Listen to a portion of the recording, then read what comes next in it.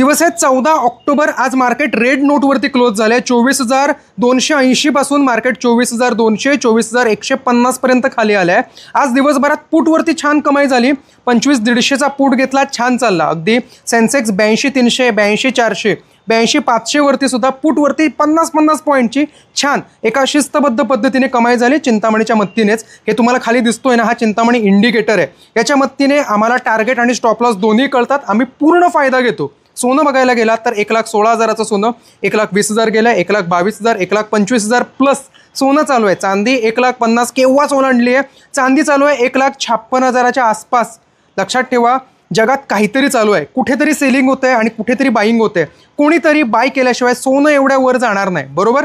Demand आणि supply याची पूल आहे। मला सांगा, सोन्याची डिमांड एवढी का होते? डॉलर कमकुवत खरंच होतोय का? डॉलर कमकुवत होताना त्याला बॅलन्स करण्यासाठी सोनं खरंच बाय केलं जात आहे काय? चांदी, सोनं, चायना, अमेरिका काय रिलेशन तुम्हाला माहिती आहे का? मला कमेंट बॉक्समध्ये सांगाल तुम्हाला मार्केट काय बघायला आवडेल, 24,800 का 25,500? आणि सोनं तुम्ही कितीपर्यंत वर जायची अपेक्षा ठेवताय आत्ता ह्या महिन्यामध्ये?